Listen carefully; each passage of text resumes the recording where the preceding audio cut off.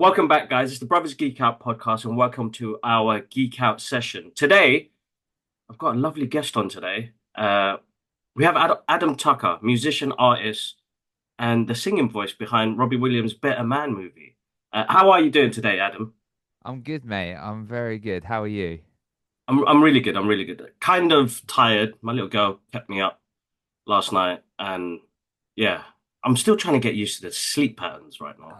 I've got yeah, a lot of my friends. I'm turning that age now. I'm sort of 30, and a lot of my friends are having children now. So, I don't have children, but I kind of live vicariously through them. And I find the stories they tell me, and some of them are positive. Like some people are like, "Oh, I've had like the best night's sleep." Like my daughter, they don't want to say it too much. My friend's like, "My daughter sleeps for 8 hours a night," and then my other friend, he's like, we'll meet up and he'll be half asleep like most of the time. So yeah, I know the sort of feeling all too well anyway. And being a musician, I have a lot of late nights, so Oh and yeah, early definitely. That mornings. must So be.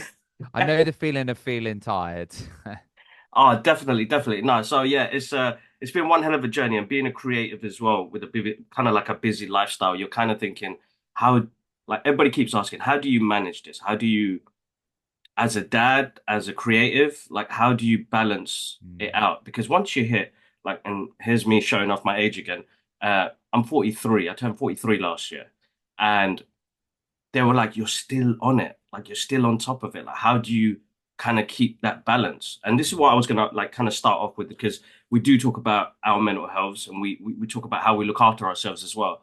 And sometimes with that immense pressure, meditation and yoga helps me massively. Meditation over the past couple of years has really helped my mental health. But what is it for you as a creative when it comes to being overwhelmed with life situations, creative situations, things like that? What have you done to kind of overcome some of those emotions? Yeah, I mean, to be honest, like I actually go to the gym quite a lot. That's actually a Hmm. really good point of like just going for like 2 hours, an hour, just switch my phone. I like to sleep.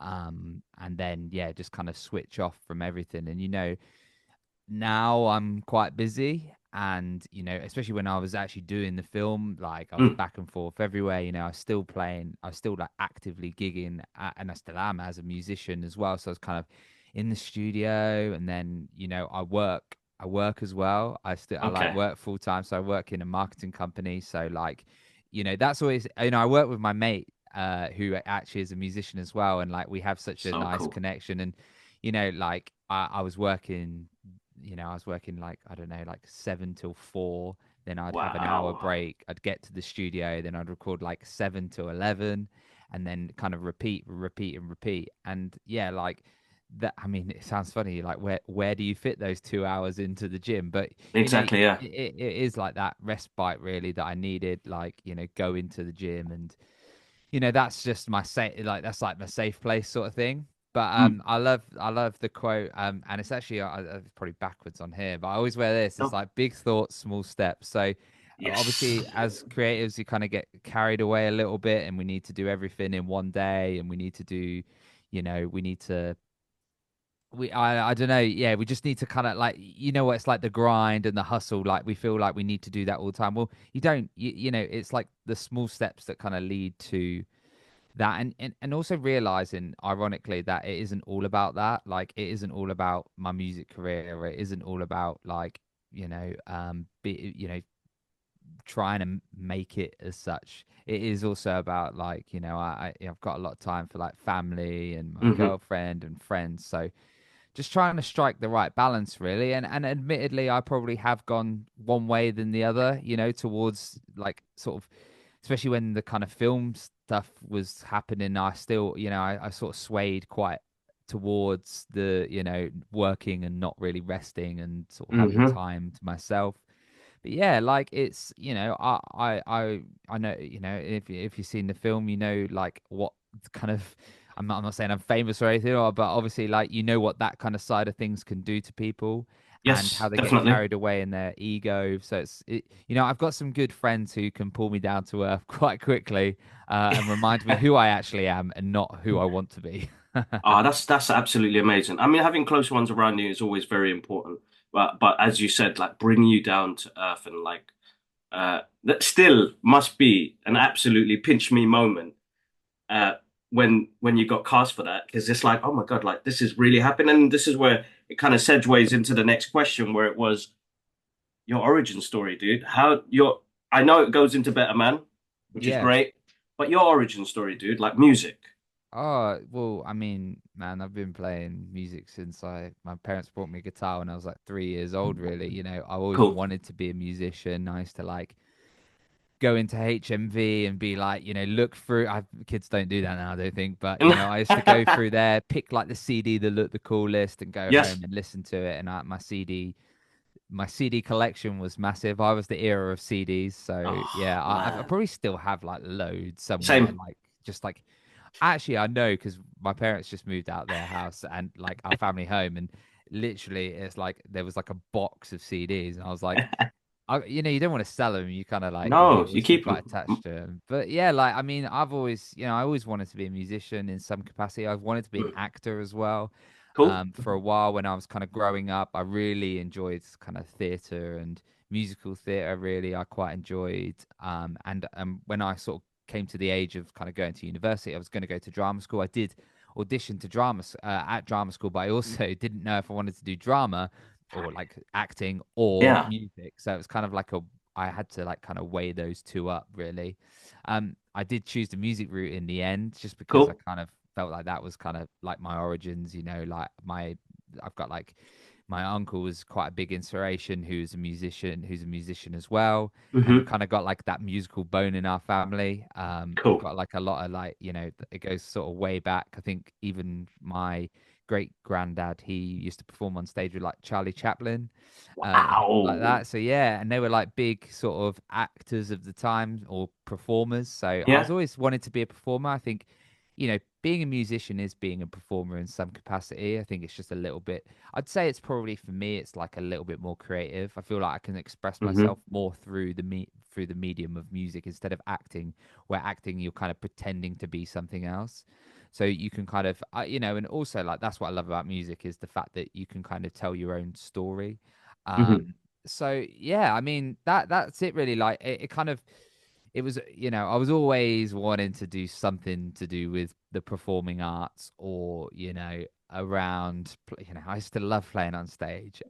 That's When amazing. I think I was about, well, it must have been probably, yeah, like year six, so 10, 11. Wow. And I think Yeah. we had like our first gig in our primary school on stage. I used to go to used to go to a Roman Catholic primary school, and we decided to play a load of songs like American Idiot and like anti kind of capitalism songs Music. that we didn't know what they meant. And it was like, all these songs that we didn't know the meaning behind, and we just thought they were cool.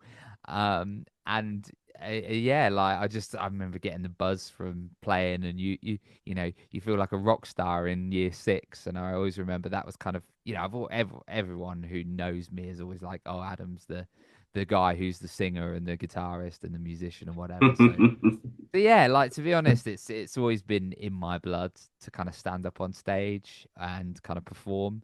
But yeah, like I mean, that's kind of obviously leads to that like better man thing, but that kind of came out of nowhere as well. Really, it was just kind of a friend of a friend who recommended me because they always say I Wow. sounded a bit like Robbie Williams, and it is it is as simple as two guys in a pub having a chat over work in Wow. London, and one of them was my mate, and one of them was this vocal contractor who's like yeah, he just kind of sources singers for movies and theater and all that sort of stuff. And yeah, he just kind of had something come through the door where he got asked from another friend just to kind of cast this guy. It's like it's that funny thing like who you know, Yeah, but yeah, yeah. it is luck. I think luck is like a combination of like being the right person at the right time, and having those skills. And I obviously like had through university Mm. like performed quite a lot on television and on stage. I think I played at like Wembley when I was like 21. That was Wow. amazing. So Okay. so I had like the experience that I Experience was needed, but there. it was Yeah. just like the luck of the draw that my mate was in the pub with his other mate at the time, and they were having a conversation about this film. But it's not exactly something that you go looking for. Do you know what I mean? No. Like, and I was never in the film industry. I was always a Mm. musician. Like, if I probably got asked to, do backing vocals for Robbie Williams, I think that wouldn't have been too far from like what I've already previously done. But when someone comes asking about a movie, I'm like, oh my God, I've not been in a movie, or I've never done any professional like acting as such. I've just done a Yeah. professional musician. So, and not that it was an acting, I guess it was an acting job in some regards because it was like acting through like singing. So it's kind of Yes. musical theater in some regards. But yeah, Yep.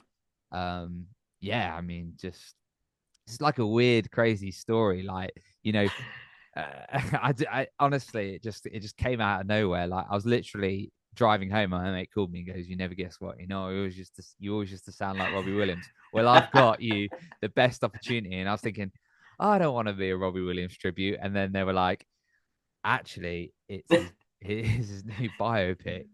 Do you want to like? Would you be interested in auditioning? Like, blah, blah, blah. Yeah, the rest is Wow. history, really. Like madness, like really. And then honestly, Oh, those things. I mean, if you're in the creative industry, you know how quick things happen. Like when they want it, they're can you come in the best. yesterday?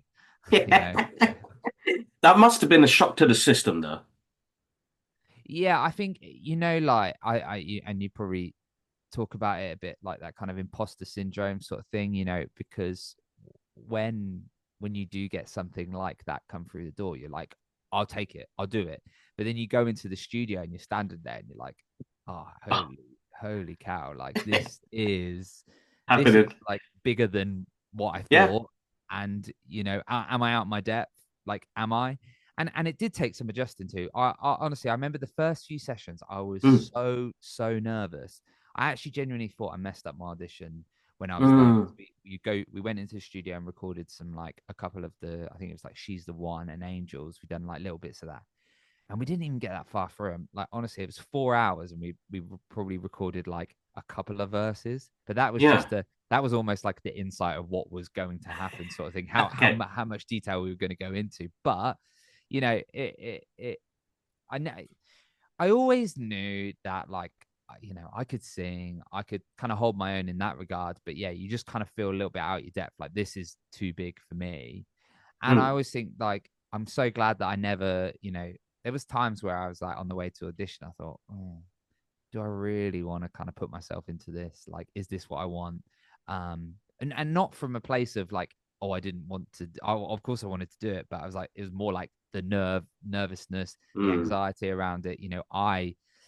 For one, you just, yeah, I just felt like I had like this kind of imposter syndrome, Mm. lurking around for a while, and it kind of slowly dissipated as we got into it because the feedback was amazing. I met the director and he Mm.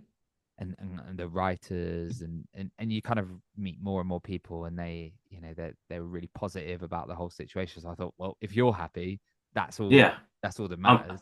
I'm part of this now. That's it. I think that self-doubt is like so important. I mean, most of the listeners that always do send messages in, they always talk about, do I belong in this? In this creative field, do I do this? Like how, we always want to be a part of something. But then when you got it, you don't feel it until you kind of get resonated into the project, I think. Uh yeah, it's a really difficult. Like I remember Yeah. doing extras work, Mm, slightly younger, and I was like, it didn't work out because I didn't last two movies, and I was like 14-hour days. I was like, oh my God, they only want to shoot for like 30 seconds. What's going on here? But there's like so much to it, and I knew in that moment that this wasn't for me. mm, But while I was there and with the other extras on the film set, I I was like, oh, I'm actually here. I'm actually doing this, but I just still don't feel part of it. mm, And I think after my second experience, I said, I won't do that anymore. Funny enough, I ended up doing two other films after. Uh, but they were best friends. They were like, Kibbs, you're perfect for this role. Like, we need you in this. And I'll never forget it because it's like, this is again going into what I was going to ask you next was seeing yourself, it's like seeing it on the big screen, your voice heard with the cinematography, the graphics, and like the movie's large, dude. Like I came out of the cinema so buzzing. Like I'm a fan of Robbie. I'm a fan of the music, and I'm a fan of like really great creative stories told in different ways. Hmm. So when you did you see like any snippets before you jumped into the car, like seeing it fully on the big screen, or Yeah, you just saw it at the so red carpet? well, yeah, so a lot of the recording that I done was to picture. So like Okay. they'd already done all the photography by the time that we'd started, which is kind of like the way that I don't think it usually. I don't know, but from people telling me who are part of it, that's not the usual way. Like the usual Okay. way would be to do it in reverse. So you would do all the music first, Hmm. as you can imagine, then they do the scenes to it. But obviously, because and this is coming from people who like obviously worked on like The Greatest Showman, so but they're original songs, The Greatest Hmm. Showman, and obviously Robbie's is, but they're in the world, and I think there were versions that they'd created, like hybrid versions between like the Mm. original and this kind of new thing that Jono had acted to, and obviously they do all the dance into and whatever. So it's kind of in that like it was a weird realm because like this because obviously it's just I wouldn't say it was a backwards way of doing it, but it's just like it was A different version of it's a it, a different different way of way. doing it, Yeah. and it worked out because of the CGI. So every time that I would go into the studio, I'd have like two cameras on me the whole time, and then they would use my mouth and put that on the monkey. So then obviously it Ah. looks really real that he's singing. So they're not Yeah, just yeah, trying to yeah. like, oh, they're using like Jono's house, but like, obviously like I had different ways of pronouncing things and the way that I sung different things. It's so, I mean, when it's like 50, however big a cinema screen is, you can see every detail. So it needed to Yes. be like bang on. Yeah, Um, yeah. but yeah, in terms of your question, like I would record to the footage, and it would be Jono in that kind of suit thing that he wore, like the Yeah. the sort of the the the grey pajamas, I think he calls it, Yes, with the the dots all motion. over it. The Andy Serkis suit. Yeah, the motion capture suit. I think that's Yes, the that's it. Yeah. technical term. Yeah. But yeah, I mean, like that's another topic in itself, like that suit and how it Definitely. comes to be. But yeah, so I knew, like I would see footage, I'd kind of see snippets of like what it was. I knew the musical scenes, I knew what they looked like, Hmm. and then when they would comp my vocals together, they put it to the the actual footage that they had, and then I would see that, and so I kind of knew what was going on, obviously. But yeah, like in terms of like the full thing and all the scenes in between and the way the songs kind of I knew Yeah. roughly how the songs would pan out. But yeah, there's one bit like I mean, if you've seen it, it's that thing where it kind of gets to a point and it's just like song, song, and you're like, oh, like you're sitting there like, oh my god, that's Yeah. me singing. And I mean, for the average listener, I don't think you would have known it was someone else than Robbie, but we spent a long time trying to make it sound like Robbie because Wow. we didn't want they don't want to use like AI, or they don't want to No, use of like course they not. don't want to manufacture something because I mean, that industry's got its host of problems anyway with AI and That's right. whatnot. So, having a real vocalist in there emulating Robbie was their priority. So yeah, I mean, like, and then watching the full thing was just mad. Like, I think anyone would want, anyone who's aspiring to be a musician or being an actor to be in a one of the biggest films, one of the biggest biopics made. So cool. You So know, cool. and something like creative as well, Yeah. like something out there and different. And they That's took so. the risk with it in terms of like making him the monkey. Mm. But I can, if people haven't seen it, I mean, I think it's soon on streaming, so it's on Paramount Yes, Plus. yes, it will come out very soon. Uh, Mm, but but yeah, you just you have to got to see watch it. it. You have to watch it. Yeah, exactly. You I have to don't. watch it. No one's come out of the cinema and said they don't. That wasn't good. Like and I know I'm probably biased or whatever, and I probably see like the good stuff, but 99.9% of reviews. I mean, even the critics' reviews were amazing, Hmm. which is just like I've not really seen a film what has kind of done that well in the like 98% on Rotten That's Tomatoes amazing. and stuff It's like that. And amazing. it was like 98 popcorn meter as well. I was just like, this is crazy. So And the good. more thing, and I think people will gravitate towards it as it's released as well, because there's probably like a culture of people that don't go to the cinema anymore. I don't think the cinema tends to be, unfortunately so, because it is also, you you miss out. You will miss if you don't watch it within like the next week in the cinema where it's still playing. You will miss the full experience of the film. You still Exactly. get to see it on your TV at home, but when you want to watch the full, it's like watching Greatest Showman. I Probably the first time I've ever said this, and I hope he probably doesn't know, but I never saw Great Showman in the cinema. But I'm when with you, bro.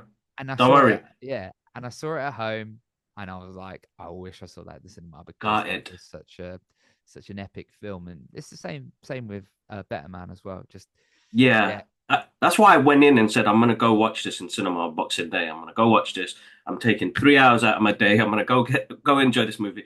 My best friend, absolutely. I think he went and saw Greatest Showman like 17 times in the cinema.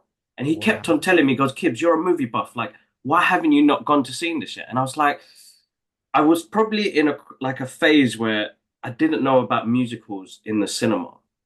And Greatest Showman mm, had come out. And I think I watched La La Land. mm, And I was like, oh my God, that was an experience. Like, what did I miss out? And then when I did watch it after, I was like, I'm so sorry, bro, that I should have came with you to the cinema every time you invited me.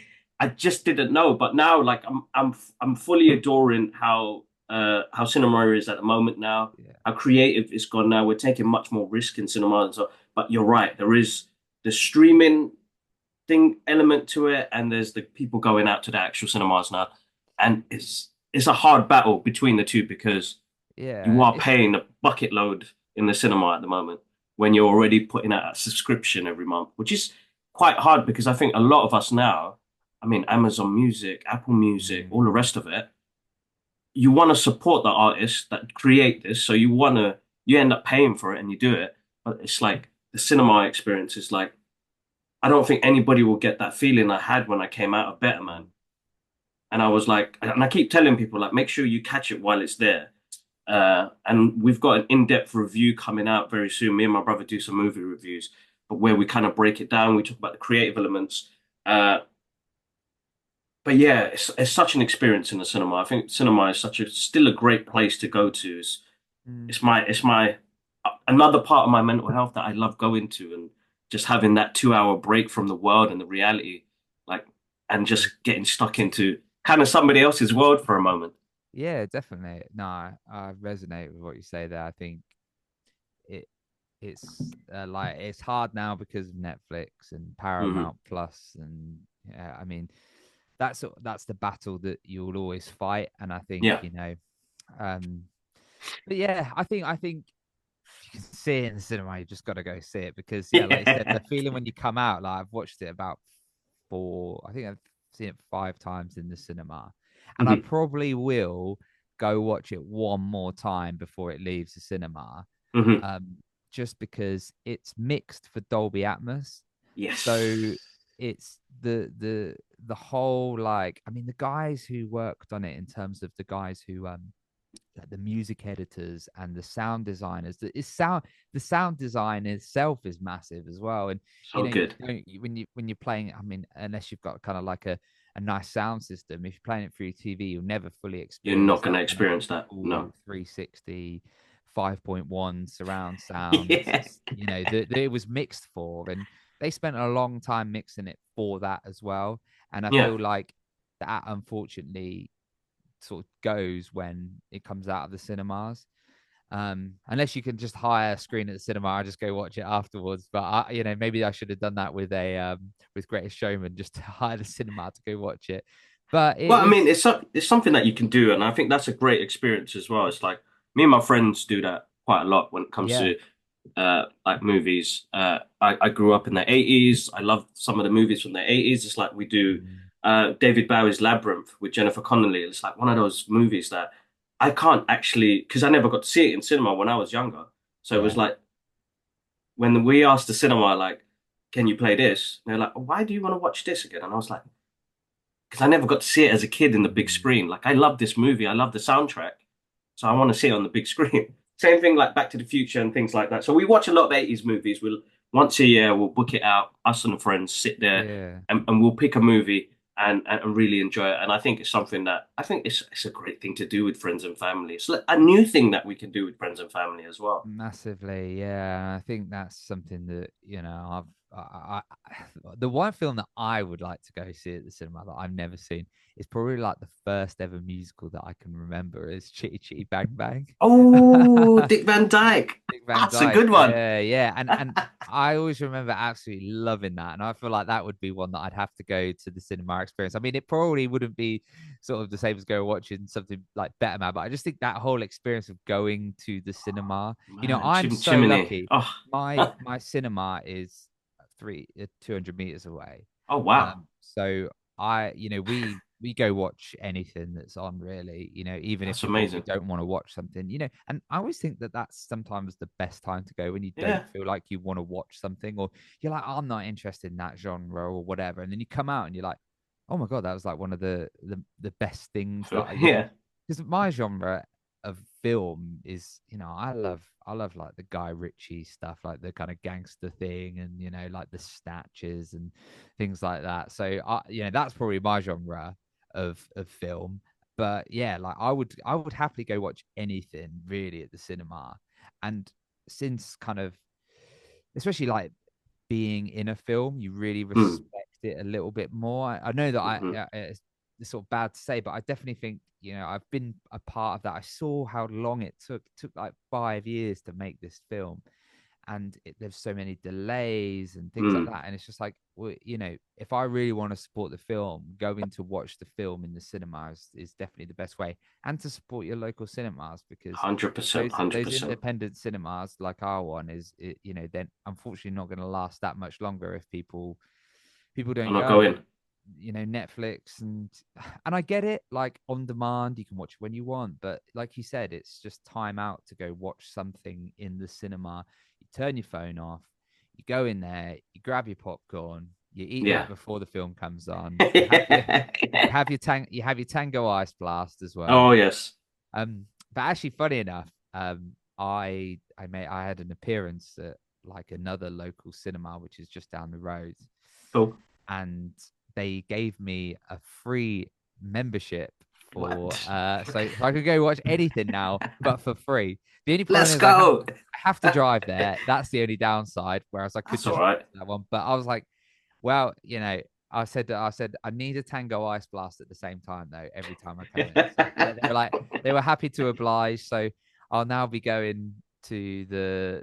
I mean, I don't know how long that will last, but they gave me a free membership when I done it. So I was like, Why well, not, that's dude? fine. Why not? That's the one thing I love about not it's not like it's just I don't know, it just feels like a really cool privilege. Like suddenly, like, oh wow, I've got some merch from like, different companies or like, it's interesting where the kind of creative field can take you and Mm, kind of some of the perks you get out from it. It's hard work though, guys. Don't ever think it's ever easy. Adam's been in the game for a very long time. He's been gigging around everywhere. But in general, with creativity, I think it's amazing that you can work with some of these studios and brands mm, and get some cool little perks out of it as well. But cinema, yeah, yeah, guys, please keep the cinemas alive, man. That's my father, my dad. That was the first thing, like how we bonded was in the cinema. He took me mm, to watch Jungle Book. He absolutely loves that movie. He loves the soundtrack, and like my kids now enjoy it, and we listen to that soundtrack all the time. Chitty Chitty Bang Bang. Oh my God, me and my dad used to watch that all the time. yep, Like, I'm a big fan of Dick Van Dyke, his music as well, and it's like it just transcends through generations, right? Uh, but yeah, absolutely amazing. Amazing. You've had a one hell of a journey, dude. I gotta say, bro. yeah, man. One hell of a It's journey. it's fun to kind of reminisce on like where you kind of came from and the the time and money that you spend on becoming, and that all too well, like the time that you spend, but also the money that you spend Hmm on becoming a musician. Like we always joke, like, I've been in a lot of bands and I still am in bands as well. And they're some people will ask you to play, you give them a price, they're like, oh, it's a bit expensive for us. I think, we're traveling to you Yeah. in, in a van that we pay for with music equipment, probably, you know, like thousands and thousands of pounds of music equipment. And but then you put in the time as well that we've to, to hone the craft. And like you suddenly think like, oh, I did actually, I'm now able to do this. And and it's like going back to that kind of imposter syndrome. Well, Mm, you've kind of earned the right to do this, 100%. and yeah, it's, I think, just looking back and reminiscing on like like how far you've come as well. And I think, even in the last like couple of years, how far I've come since the film. And Hmm. just like, obviously that opens doors to a lot of things, which is amazing. But yeah, just like, I was ready for it, really. Like, even though I Mm, didn't think I was, like everything, all the kind of interviews that I've been doing, and the, TV stuff and appearances and things like that. Like, if you'd have told me like 3 years ago you're going to do that, I'd be like, oh my God, that is terrifying. I don't know what to talk about. I don't know what, like, I just want to sing on stage. And then you kind of, you come around to it and you're like, oh, I actually quite enjoy doing this. mm. And I get to meet people like yourself and just have nice, great chats about things that, I've actually met more people who are interested in the same things as I am now. And I That's come great. from, I live in quite a small town, really. I'm in Hmm. Norfolk. And it's a great town. I've got great mates here, but not a lot goes on. So to kind of, my network has just kind of gone, you know Just exploded, right? international. That's what I'm So saying. yeah, so it's great. I It's mean, amazing.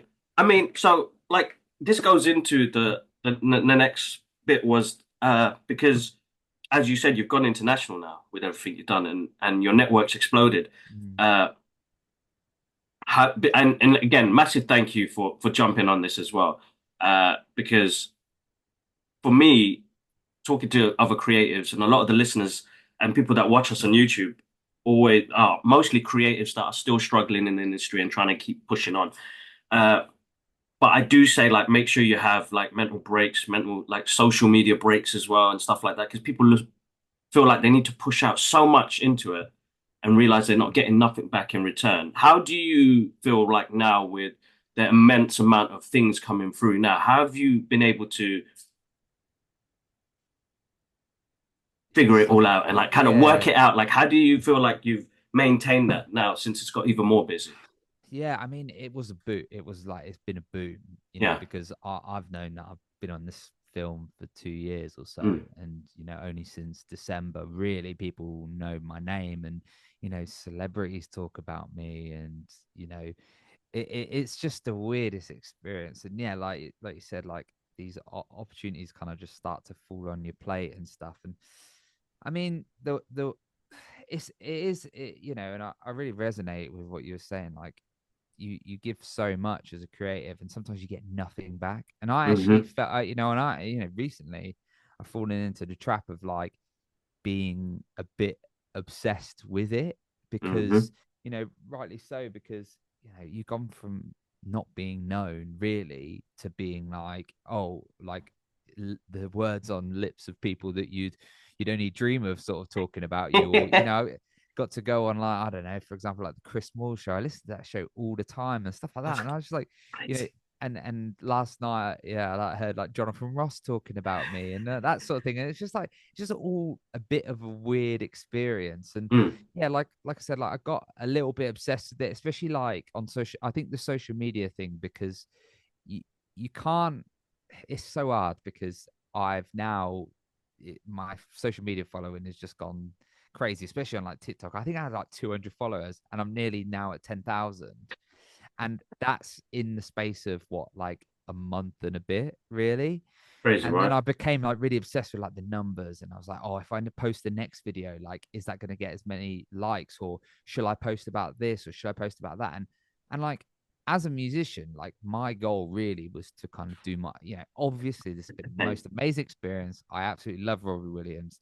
I've managed to get like a #1 album with him. I mean, there's not much more that I could have wanted from this kind of singular project, but I think now I want to move into something to, for myself in terms of like 100%. making my own music. I've got this platform. I've worked with, a number, I've been able to work with a number of people on this project as well. And I think, you know, which is crazy. I mean, just being able to sort of release my own music. But yeah, like I said, like the problem is I've been so obsessed. You get to a point where you're like obsessing about the The next thing. numbers. Yeah, And and the next thing, unfortunately, yeah. like this is just from a musician's perspective. Like a musician's life basically used to be you would you would essentially write a song, or an album, you record the album, then you go on tour, and then you have a little rest, and then you recycle. And everyone would do everything else for you, but you would do the music. Mostly would do the Hmm. music. Now you're like a social media content creator, you're your own Mm. like booking agent sometimes, and you're trying to find a manager and you're trying to find this. And then suddenly it just becomes like this like job that it never has been.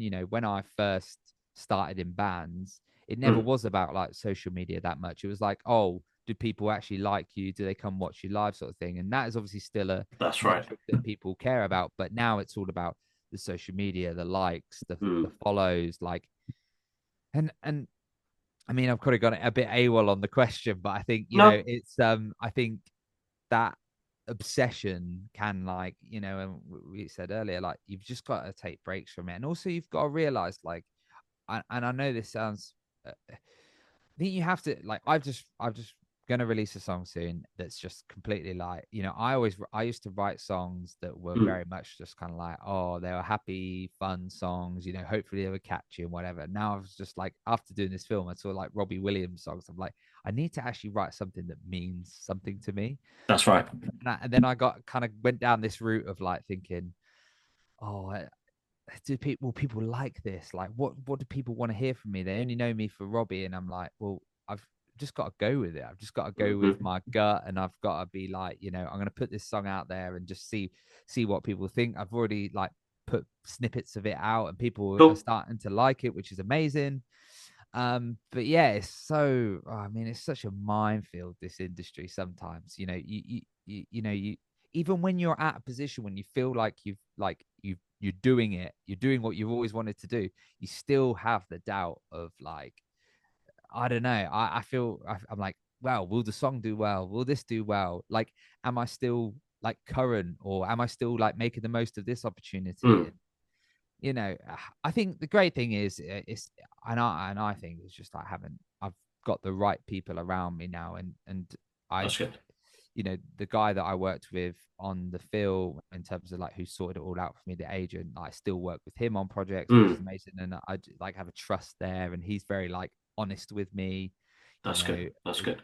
and people have, especially when I first started having interviews, like I've had no media training. I never went, in music school, they teach you how to write songs, not how to Yeah, talk to the media. that's And right. so like he's been really influential on that side of things as well. That's Like just good. being like, don't really talk too much about this, especially like kind of tabloidy stuff. You Of know, course, of course, don't yeah. don't go down this route, or don't say this, and not like putting the rules out, but just like giving me some guidance on that. Because it But bites you in the back later on, isn't it? And like that's how you have to be careful. And having somebody there to be honest with you and telling you, like, just stick to the movie or stick to the music, does really help guide you. Because I've been on podcast episodes and I was like, oh my God, why did I say that for? Oh man, and they're gonna make a clip out of it and it probably go viral as well in the world we live in right now. So it's like it's kind of like keeping you in check, kind of. yeah, it's all about viral, like how viral something can go. So unfortunately, some things that do you disservice and don't paint you in the great light, even though you didn't mean to say it, like, not that you didn't mean to say it, but Yeah, you didn't mean it to kind of come across like that. And anything now can be taken out of context, which is so kind of right. scary, because you know you could take a clip of someone saying something and it could be completely, I could say something prior to that saying, oh, I don't think this, but, and then, like, that's just the world that we live in. So it's great to have like guidance Mm, on that as well, I think, because yeah, I don't know, it's scary. It's scary. Like, and for me, I think, because I've not experienced, I had a little bit of success at uni with like mm, friends, and we done like a TV show and stuff like that, but it never really like it kind of made a, it kind of made news and stuff, but it never was like personal. It was like a group thing. But when it's Yeah. about me myself, like obviously, like and all this like cancel culture and stuff like that. Like, not that I'm ever have a view that would be cancellation worthy, or I never say anything cancellation worthy, but you always like have that fear that you might like something might happen or whatever, or someone Mm. takes something out of context anyway. But yeah, so I mean, I've completely gone No, away no, from no, it's your all right, original dude. It's all right, question. dude. Because this is the main thing. It's like having that conversation, and I think what people need to hear is that even being in the limelight of things, that it could get hectic, and sometimes it's nice to be kind of brought down to earth. But it was all about organization. That I couldn't even get that word out. It's like, how do you organize yourself with everything that's so busy right now? Because as you said, we're social media managers, we're content creators, we're doing the art form as well. Like I found it very hard at Mm, one point where it was like I had almost like a mental breakdown 3 years ago, and it was mm, during my brother's wedding in Singapore, and it was like I'm just gonna delete all these apps. I'm gonna delete it. My artwork's not getting out there, and I was like fed up with myself with like the amount of art I was doing, and I had some great opportunities come up, which I just said no to because mentally I wasn't in the right place, uh, and it was because of what how the how I managed myself. I yeah, poured too much into not being an artist and poured it into trying to be a viral sensation or the guy who likes. I became a part of that system, which I yeah, really hated. And I remember, I think I was there for 3 weeks, had a great time, no social media, nothing, didn't even post any pictures or anything like that. Uh, and I came back and my mentality had changed completely. mm. And whatever I put out there in the ether happens. And Uh, that's it, and that's the whole thing, I think, because it's like the idea of this film. If someone yeah, came to you and said, "Oh, I want to make this guy a monkey in the film. No one else is a monkey." And he just went with his gut instinct, Michael, yeah, because he was like, "I'm going to make something that I want to make.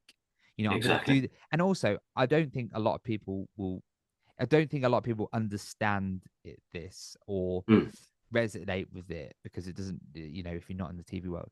This film was an independent film. That means that no big studio got involved to give them money. So they mm. independently financed this from the state of Victoria, from like Wow. independent, like people who would, finance the film. So they put Ah, everything on the thing in line this. to make this Wow. film. And that's because a lot of people believed in being original and not abiding by the rules that people have already kind of so like put down. Essentially, what is the biopic? What's the story arc of a biopic? Oh, this, and then they go up, oh, and then they kind of recover or whatever. But we're Mm, going to change this, and we're going to make it like dark, we're going to make it real, and we're also going to mm. make him a monkey. And I think the whole thing just like it just works. And I just take a lot from that, because there's there was probably so many people who probably turned around to him and go, "That's a rubbish idea," or no, that's not a rubbish idea, but that just won't work. It won't work. Yeah, Alas, it did. And it I think worked. for me So as good. well, and that's it. And as me as a musician, like and like I said earlier, I want to make music that means something to me, because Hmm. if I feel something from it, then someone else will feel something from it. But if I'm trying to make someone else like it, I'm gonna write this song because I think people So will yeah, like it. that's Or right. I want to write this song because I want this to be like a Radio 1 song. And as soon as you start doing that, you lose all the kind of you lose what being a musician really is. That's and right. and and Yeah. you're kind of like, you're not telling your story. You're not you you're not being authentic to yourself. And people No, just and people see through that, I think.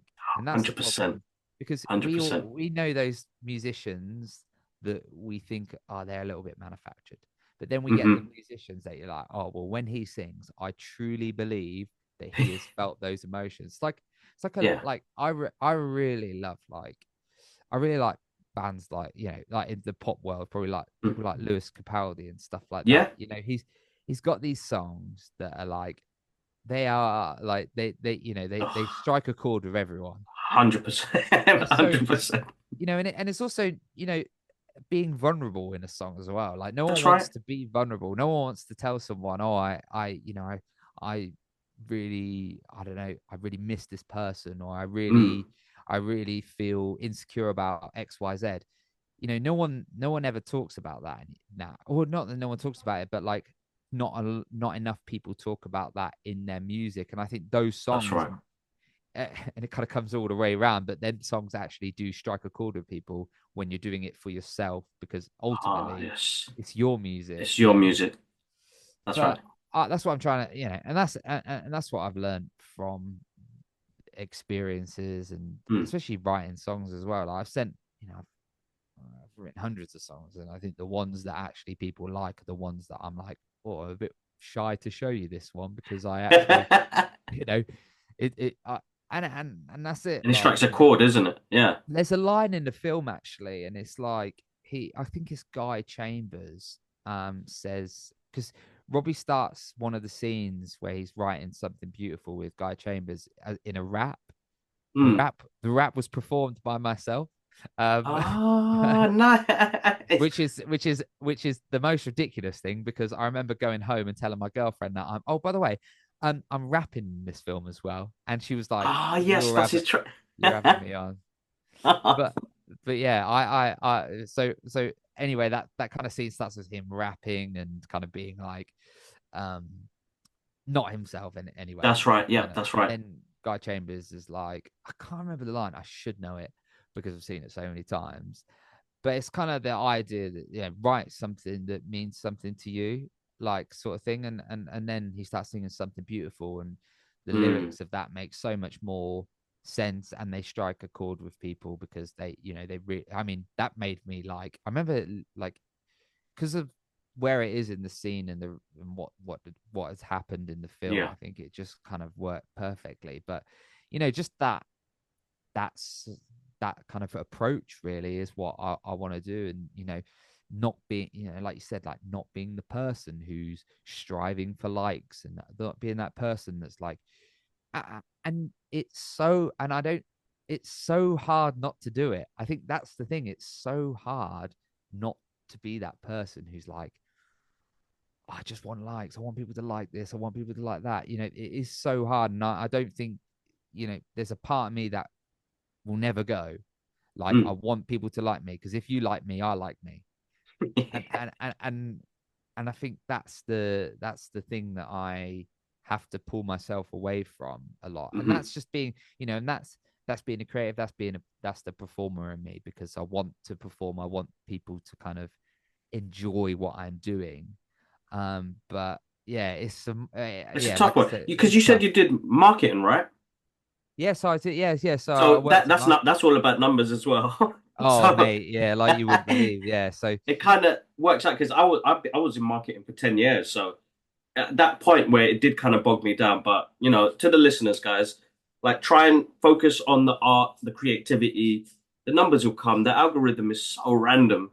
And you have a video that pop off to like 1 million or 8 million, and the other video could probably do 10 views. But I think my main message has always been to the listeners is that you connect with one person with a piece of artwork, with a piece of music, with a piece of film.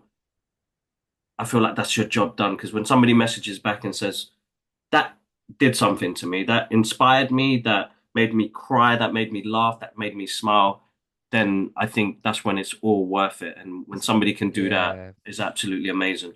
it's also interesting what you just said. Actually, it just kind of reminded me of something where you said, people send messages, or say that they enjoyed it, and as a creative, and especially as someone who's like up and coming and wants Mm. to kind of do well, you need to talk, you need to, I mean, this is always a mindful as well, but you need to connect with all those people. Like, Yeah, you know every person that sends me a message that I see, I reply to, on TikTok, on Instagram, even if I just send like a love heart or like a smiley face, I just want them to know that I like acknowledge that, like them. I Yeah, acknowledge them, yeah, because they're part of like making you who you are. And exactly. I always, I think, like I never don't have time for someone. Like if someone stops me in the, a few people like stop me in the street now, and said like, "Oh, you're the guy," or messaged me like, "Did I just see you in the street?" I'm like, "Yes, I'm still in town, by the way. So if you want to I haven't moved to chat." LA yet.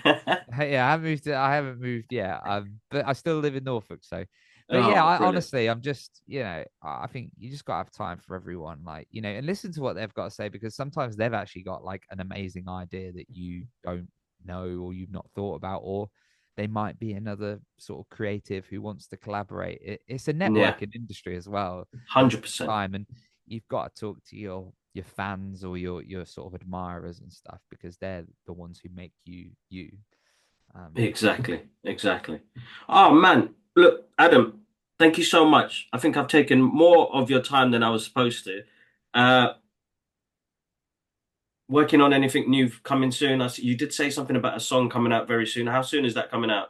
28th of Feb, I have a new song called Ooh, Underrated Grace coming out. And I've worked with a guy called James Kenosha is the guy who's produced it. Now, James is like, you never know producers' names, but he produced Birdie and Rhodes. He's oh, done some of like Rudimental stuff, and he's done like a whole host of other like nice. big pop acts. So I Yeah, I mean, this is just another kind of thing that's happened after the film because of the film, sort of thing, and given me a yeah. platform to kind of do. And I connected with him, and he's kind of produced this song. And then I worked with a guy called Patrick Doyle, whose dad is Patrick Doyle Senior, I guess, who wrote all their who well partly wrote and composed all the Harry Potter music. So Wow. there's some cinematic elements in this Wow. song. Patrick, his son, who I worked with, is a Scottish BAFTA um, composer, Wow. BAFTA award-winning composer, should I say? Cool. So he's done an amazing job with it, and yeah, it's gonna be out there. I mean, if anyone follows me on social media, I do apologize because I will be posting about it a lot, but as you do. But yeah, Why not? that's what I'm gonna do, and then yeah, like in the summer, I mean. There's a lot of things up in the air at the moment, but I think quite a few sort of festivals and stuff like that. Cool.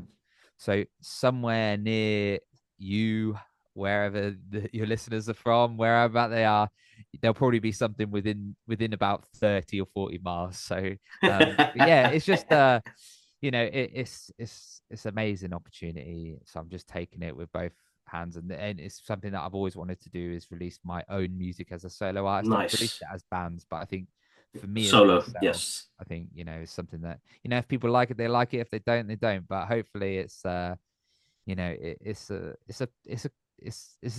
a happy song. It's a sad song. So it'd be it's appropriate for this weather.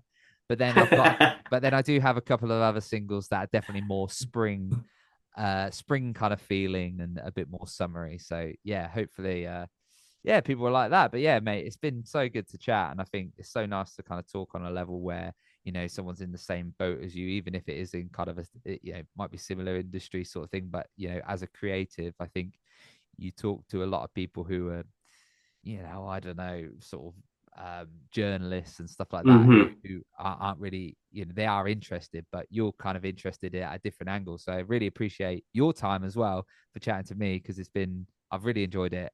No, thank you. Right. Honestly, honestly, guys. So all of Adam's links, socials, everything down below, and I will link the when you release the single right down there as well, Yeah, guys. So I've definitely got a pre-save link, so I'll send you that as well, awesome. so you can Please, listen that in. send that, and that'll be all in the description. But look, I try and take things from a different perspective. Being a creative myself, I'm a comic book artist. I've been doing it for years, but I've gone into like videography, producing music as well, a little bit as well, and that's fun stuff. Like when I stopped doing art, but I came back to doing comic book art later, and it's all about the journey. And I want to be able to inspire some of the listeners that do listen in and do love Mm. following us on our socials that you could do amazing things in this, but baby steps though, baby steps. Don't put Big, yourself in like, it's there you go. big thoughts, small steps. There you go. Exactly. Uh, and yeah, again, Adam, thank you. Honestly, Nah, I, thanks I ever so can't much, thank mate. you enough.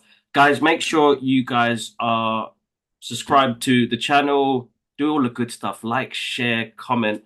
Go check out Adam's pages as well. Also, we are on Apple Podcasts, Spotify, Amazon Music, and then you can catch us on all the socials. Just type in the Brothers Geek Out podcast, and we'll catch you guys up soon. One love. Peace.